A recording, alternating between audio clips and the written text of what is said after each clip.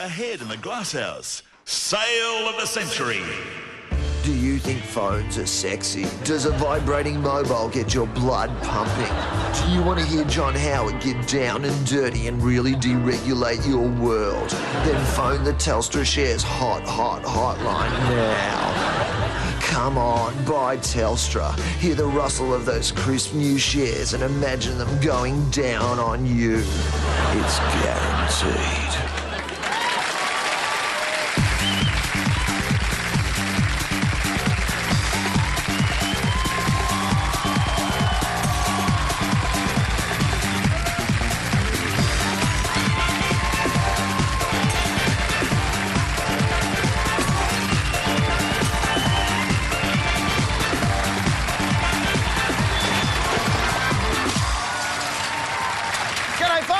Welcome to the Glasshouse, the program that asks the question, do you think they should change the name of Fashion Week to Skinny Bitches in Freaky Hats Week?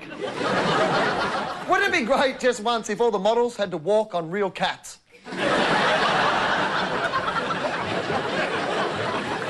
More news than one less good bloke in the world this week. Kim Beazley's approval rating is still somewhere between Mark Latham and Tinia. So he's been out and about doing some warm and fuzzy interviews. In one, he described witnessing his wife giving birth as being like locked in a room with a feral cat. Yeah, well, if you were giving birth to a Beazley, you'd get a bit feral too.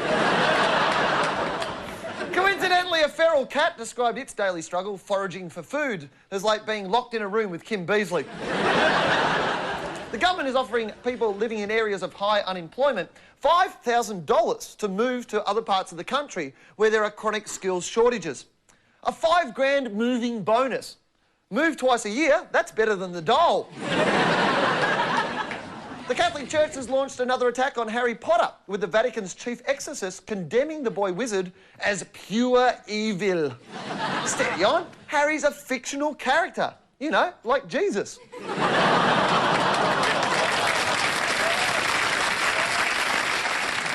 There is a little bit of a...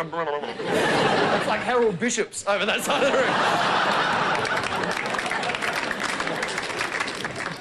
room. In the US, families of personnel serving in Iraq and Afghanistan are getting photos of the soldiers blown up to life size so they can have them around the house. Yeah, maybe blown up isn't the best choice of words. And to keep the photos up to date, they get phone calls from the military telling them which bits to cut off.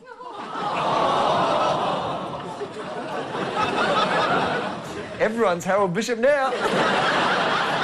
Remember that life-size sculpture of a naked Britney Spears giving birth? Well, the same artist has unveiled his new work, a bronze cast of Tom Cruise's baby's first solid poo. I don't know much about art, but I know shit when I buy it. Congrats!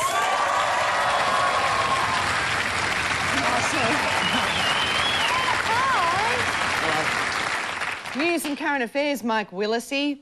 Donald Rumsfeld has slammed critics of the war on terror, saying they're just like the people who tried to negotiate with the Nazis before World War II.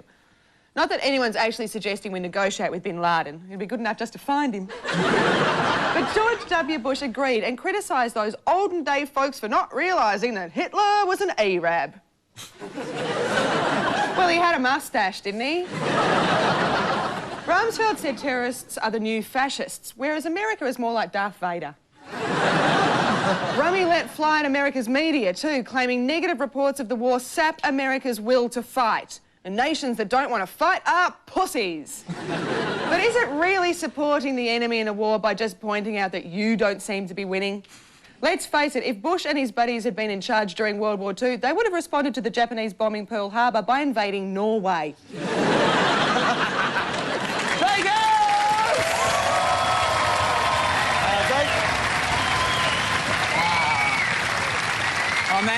I'm angry this week because it's footy finals time and my team in the AFL's missed out again.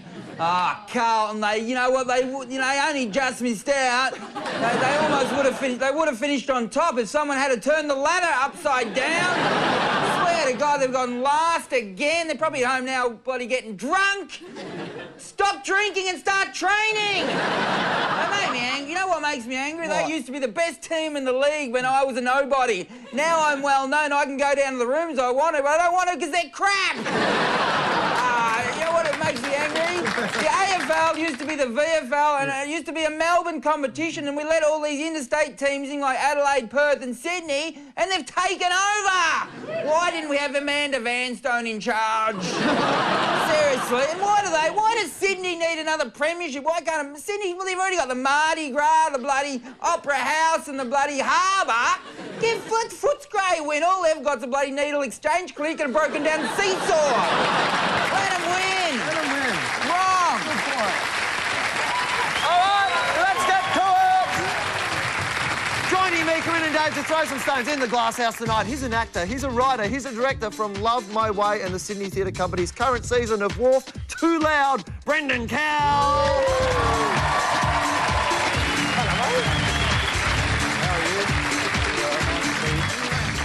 And Aussie swimming star, retired, the arch nemesis of Dave Hughes, Elka Graham!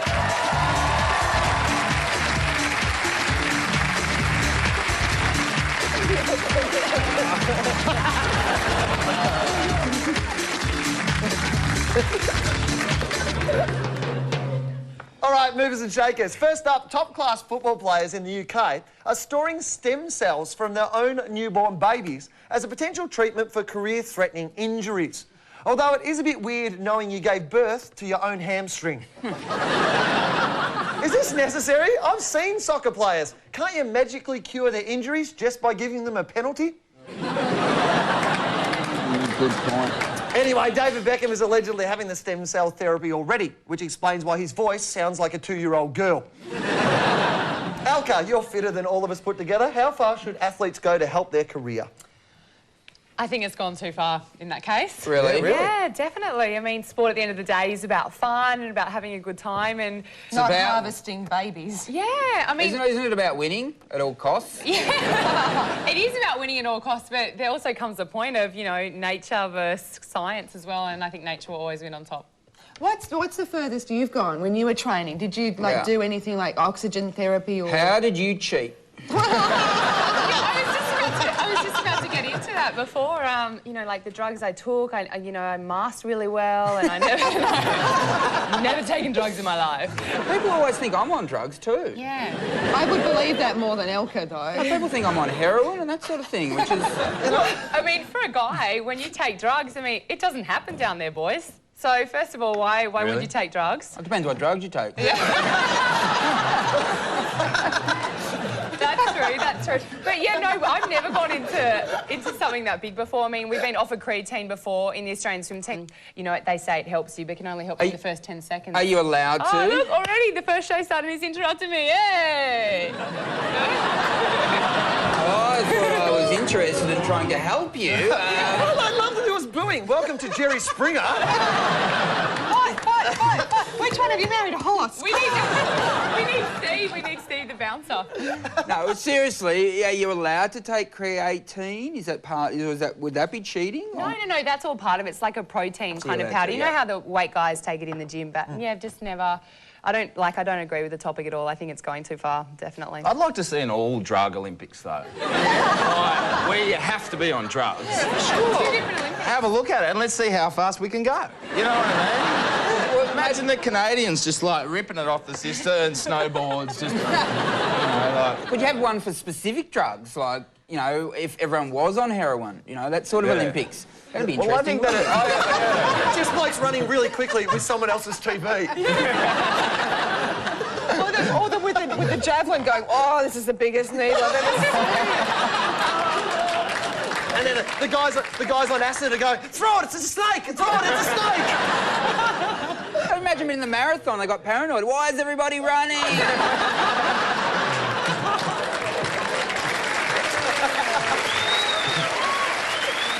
Our next movers and shakers are the great minds running Australia's war on terror.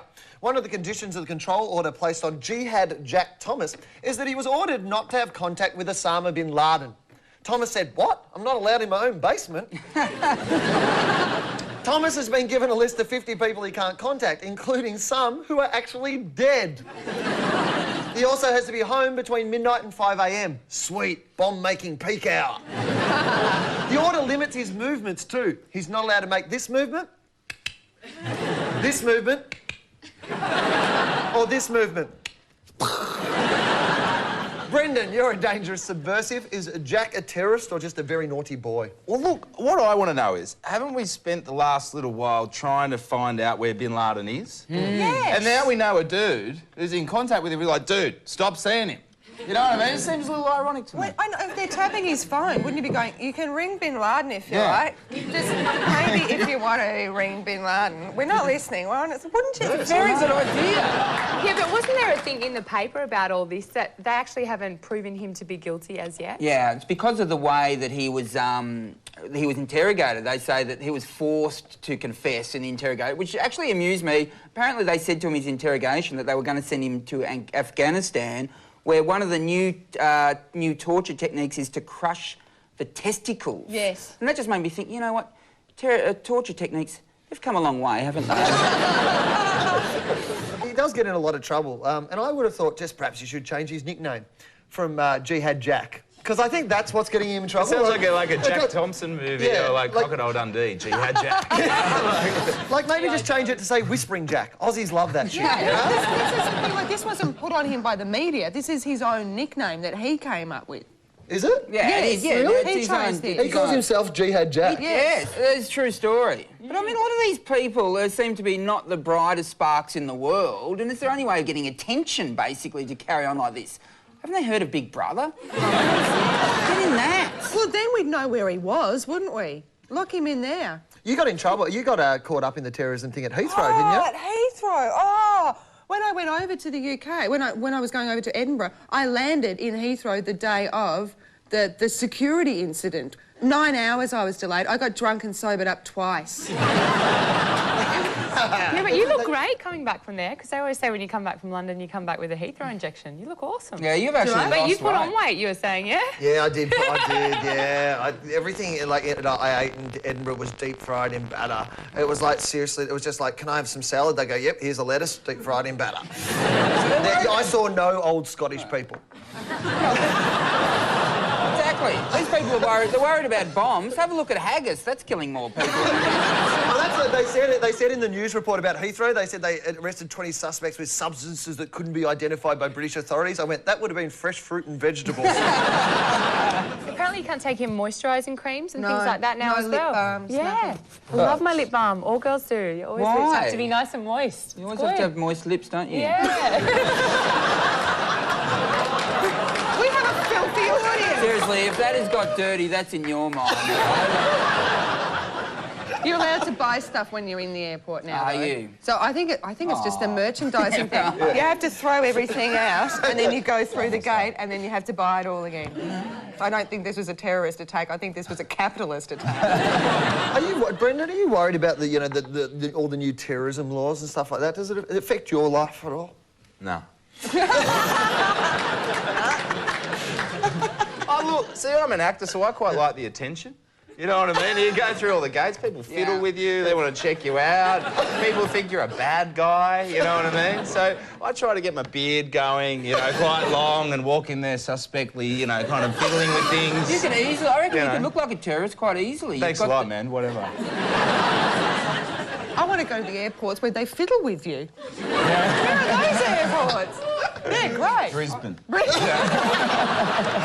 Straight up there. You got to ask for it, it's $20. Our favourite movers and shakers this week are two of Australia's most glamorous women. Miss Universe 2005, Jennifer Hawkins, and Miss Universe contestant and topless pin-up Erin McNaught. Jen went on a lunch date with a 17-year-old schoolboy, and Erin's going to a 16-year-old's Year 10 formal. Schoolboys are being forced to ask out older beauty queens because there's all sorts of drama when they have sex with their teachers. After Erin accepted, Jordan Avramides said he was totally stoked. In fact, he's been stoking himself ever since. And when Daniel Dibley, that's a good name, isn't it? Daniel Dibley. When Daniel Dibley was asked what he wanted from his date with Miss Universe, he said a pash would be nice. But if not, he'd settle for world peace. Dave, you're a chick magnet. How was your formal, mate? My formal, look, we had dead balls back in Victoria, actually, and that's where the girl had to ask the guy. So there was no pressure on me. And no one asked me, so that was... Well, that's true. Are you serious? I was so available. Maybe that was it. Maybe you were being too desperate. I was desperate, though. How do you disguise that? Really, I was doing dance lessons on my own. But, yeah, what's going on? Well, Have you ever been I went to my Year 10 formal, and it was great. Year 11 I missed, Year 12 I missed because I was swimming, but then the coolest thing happened. Yeah, I was swimming too. You know how you've got a rival school, like a rival guy school and a girls' school, Sure. and you know there's always that hottie in that guy school. This guy that everyone knew was going to ask. Anyway, the coolest guy, you know, everyone knew that he was going to be, you know, asking a girl, and like randomly he asked me to go, and I said, yeah, for sure. And you get to school and everyone wants to know the goss. It's not about the formal. It's like, how much did you drink or how much did you kiss this guy? It's like, boring. Didn't drink and we didn't kiss. You didn't kiss him? No kisses. What the hell? He asked you. The hottest guy in school's asked you to go, and you didn't even give him a bit of a tonguey. Treated me. Yeah, but how keen do you want him? I went to the debutante ball with my best friend's boyfriend. Ooh. He had really good hair. I think that's why I picked him, because he'd look good in the photos. All you care about is photos, isn't it, you girls? Yeah, yeah. My fiancé the other night asked me if I was going to have makeup for our wedding. For the photo? For the photos. Full on. It could be worse. She could be asking you to wear it every day of your life. And a bag on your head for the honeymoon. What about how, you know, we're expected to wear nice lingerie for our wedding? Are you going to, like, wear nice underpants or anything like that? Are you going to wear any underpants? Just make sure they're clean, Dave. Oh, I mean, underpants, though. I hadn't thought about underwear. I just freak Holly out by having a nice little blue garter belt underneath this. Surprise! I have a ribbon somewhere.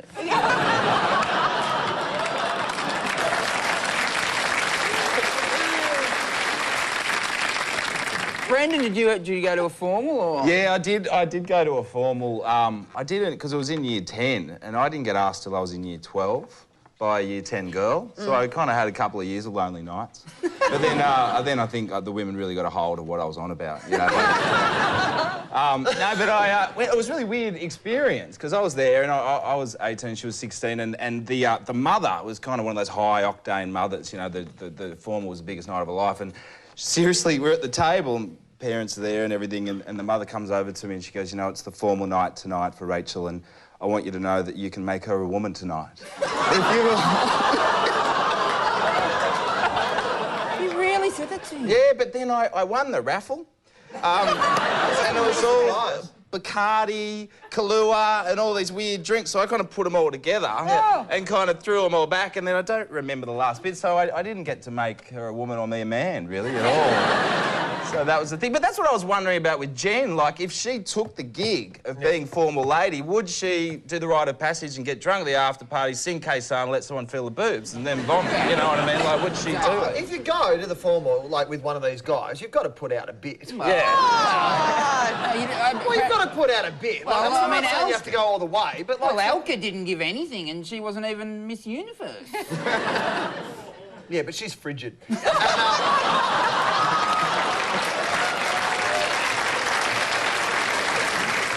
Actually, in our local area in Manly, I'm known as a Manly nun.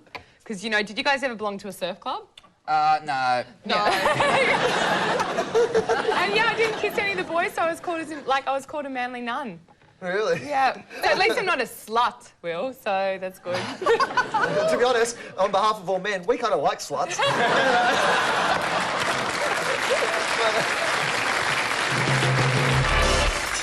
Later in the Glasshouse, Liberal Senator Guy Barnett checks out the ears on Tony Abbott. It is the creation of a human-animal hybrid, a human rabbit. George W. Bush spots the White House. Been in this neighborhood before. And we ask Alexander Downer if it's true a bowling ball once landed on his head. Well, I don't know whether it did or it didn't.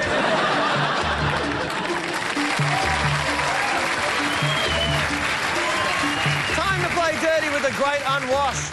Has anyone got a story they'd like us to talk about? Anyone? Oh, heaps of people. All right, here we go. Up here first. Oh, hang on, I'll go in here. Posh Spice is pregnant again. What do you think about that? Oh, Dave. Was it you? Has she doubled... It wasn't me, no. Has she doubled her weight? I mean, how can she have a baby? She weighs 4 kilos. I don't know where she... Oh, look, God, it'd be like having sex with a stick insect, wouldn't it?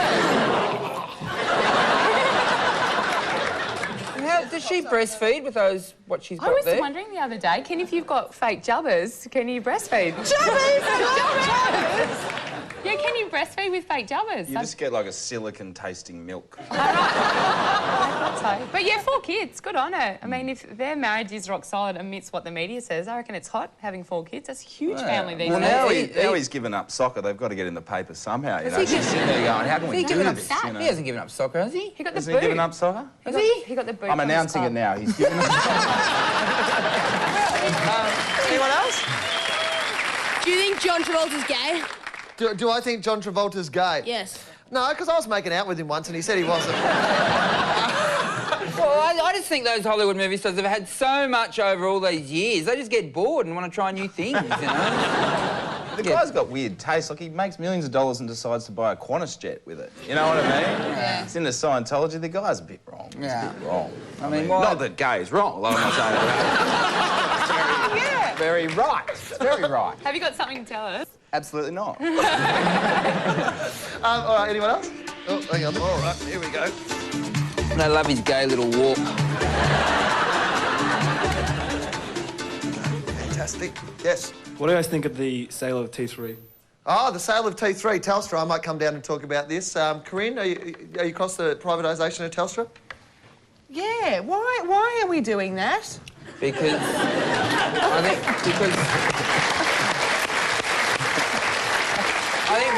because the T2 went so well, they thought, yeah. How is that what it made me angry? The finance minister, Nick Minchin, he said, well, people lost money in the T2 when the second... And he said, no, they haven't lost money. You haven't lost money. If you haven't sold it, you haven't lost money. You know what I'd like to do is burn his house down and say, look, you haven't sold it, so you haven't lost money, have you? I'm waiting until it's T6 or 7 before I get T3, whatever, you know? You're going to really go for Telstra slops. Yeah. I thought T3 was that lane you drive in when you got heaps of people in the car. How can you sell that? You know what I mean? What are people going to drive? But this is the thing, they're mad for selling stuff we already... Like, this is the whole thing about the privatisation of Telstra or like Commonwealth. Any of these things, they keep trying to sell us stuff that we already own. You're like, just stop coming into my house and going, hey, would you like to buy this couch? It's my couch! You know, do you want to have sex with this girl? It's only $150. That's my girlfriend! And she charges me $200. I don't know whether it's affluenza or what's going on, but there's a lot of, you know... Is it what? Affluenza? Yeah. Do you know what that means? Is that some sort of... Is that some sort of germ involving money? It's like when everything, you know, gets really big and we're always wanting more and, you know, like in the 1920s we had houses twice as small as what we had and more people in them, and now we've got houses twice as big with less people in them. But we still think we need more money. Yeah. So it's like eating really large burgers and then we all get fat and die. Yeah, well, like not just been happening with the burger you want like 6 more burgers. And you want the fries as well. Yeah, and you could do that because you're in good shape. Sarcasm's Honest. not really... No, honest. You think I'm fit? Yeah. I wouldn't like to see you with the shirt off, but you look fit.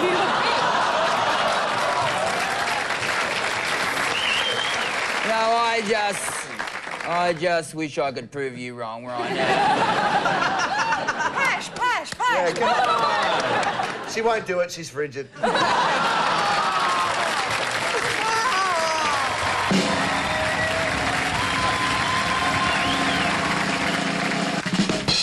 Yes, it's time to award the Company Glasshouse Trophy. Who's it's called?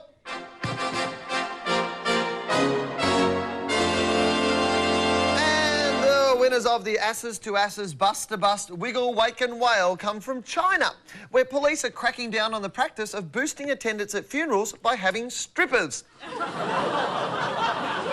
Who's the lucky stiff?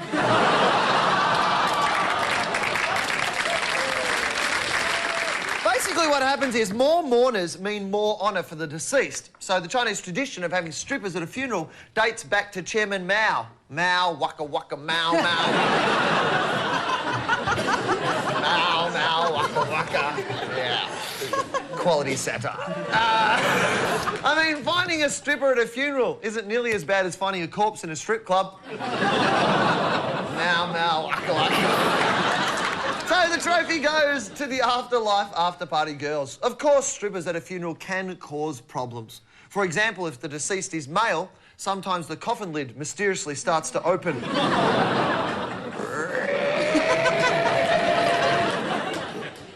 Now, well, that's the way it is for Wednesday, September the 6th. Thank you, Alka. Thank you, Brendan. And let's take a look at tomorrow's headlines. In the Courier Mail, John Howard calls Peter Beattie a failure. The same Howard who called Iraq a success. The Herald Sun claims Jetstar worst at airline safety. I'm not even a trained pilot, said Magda Sabansky. The Australian reports Eddie stays, Yana went. And the Daily Telly says Hope ponders evolution. No. Good night. Hello, this is Andrew Dent.